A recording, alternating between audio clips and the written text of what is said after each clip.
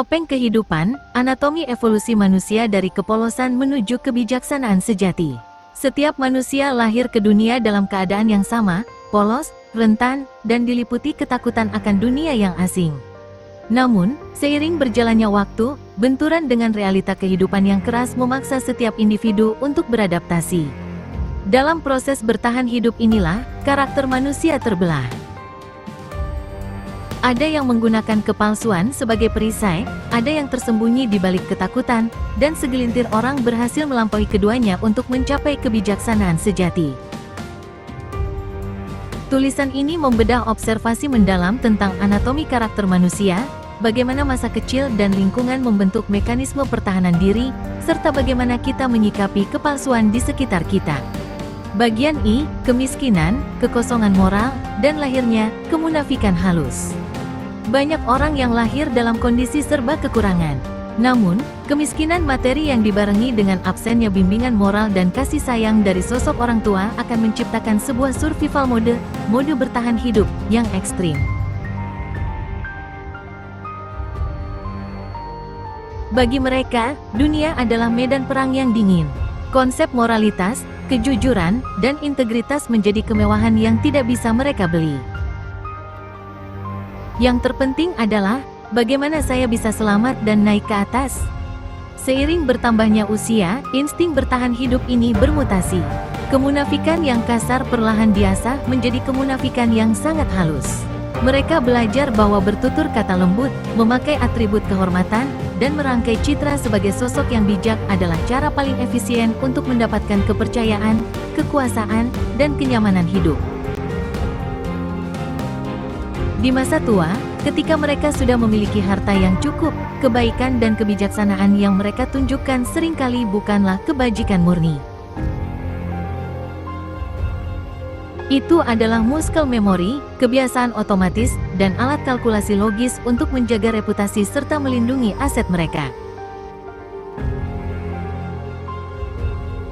Kesabaran yang mereka tunjukkan di masa lalu saat miskin bukanlah kesabaran sejati, melainkan semata-mata karena mereka tidak berdaya dan tidak punya kemampuan. Begitu mereka memiliki akses, topeng itu digunakan untuk menutupi ambisi asli mereka. We are what we pretend to be, so we must be careful about what we pretend to be. Kita adalah apa yang kita pura-purakan, maka kita harus berhati-hati dengan apa yang kita pura-purakan. Kurt Vonnegut. Dalam Al-Quran, fenomena manusia yang berlindung di balik tutur kata dan citra yang indah ini telah lama diingatkan.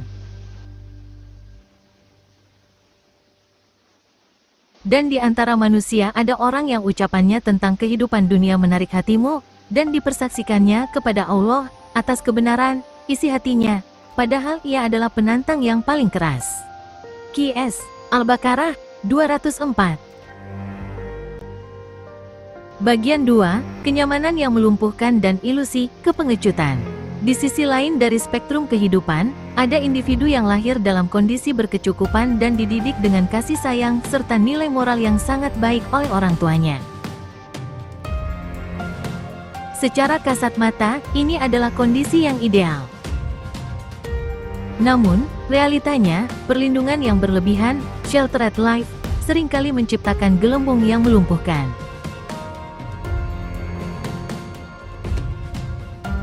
Anak-anak ini tumbuh dengan otot mental yang tidak terlatih. Mereka tidak pernah dihadapkan pada kelicikan manusia, pengkhianatan, atau rasa lapar yang ekstrim.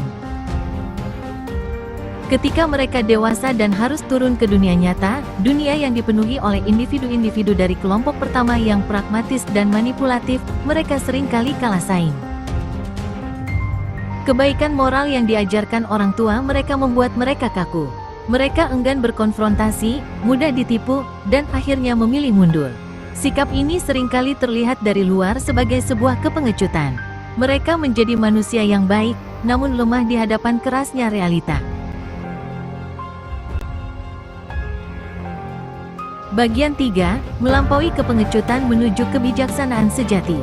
Lantas, di manakah letak kebijaksanaan yang sesungguhnya?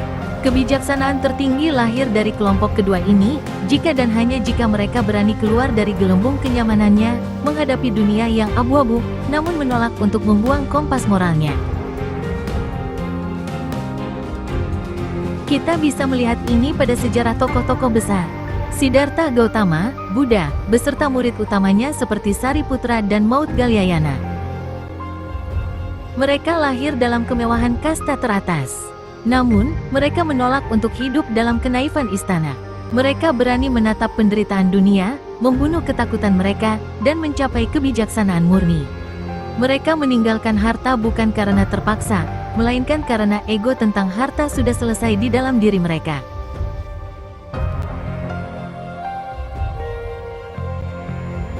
Nabi Muhammad, beliau memang lahir yatim dan hidup bersahaja.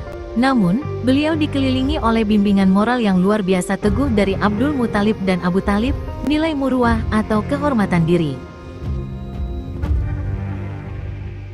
Kesusahan masa kecil beliau bukanlah kesusahan yang hampa moral, melainkan kawah candra di muka.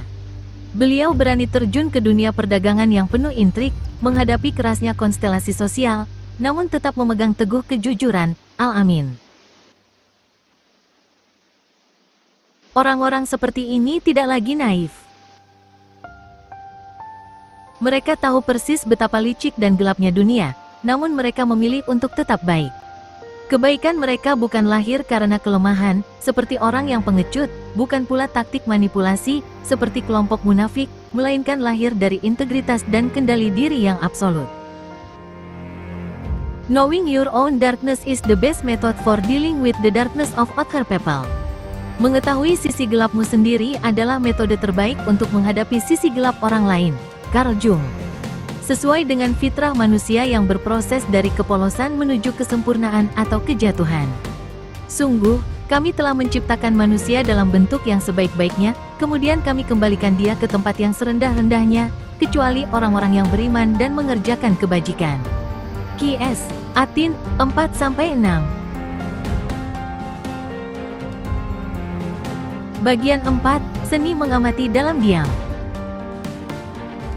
Di dunia nyata, kita akan selalu bertemu dengan orang-orang yang menggunakan kemunafikan halus dan klaim kepintaran palsu untuk menjaga tahta keduniawian mereka.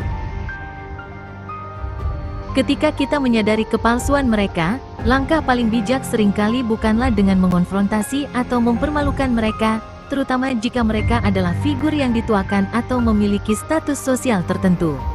Sikap terbaik adalah seni pelepasan diri, detachment, dan mengamati dalam diam. Ketika seseorang membanggakan ilusi kehebatannya, cobalah untuk sekadar tersenyum dan mengangguk.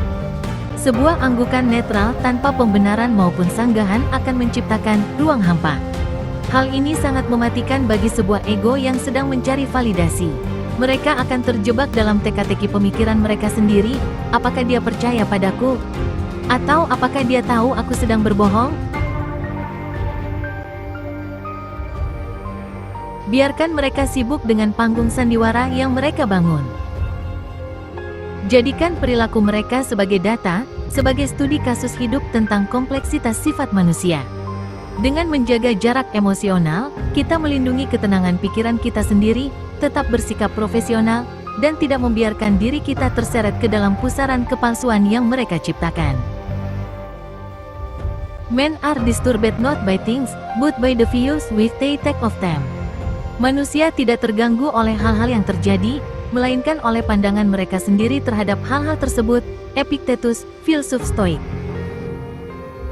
Penutup.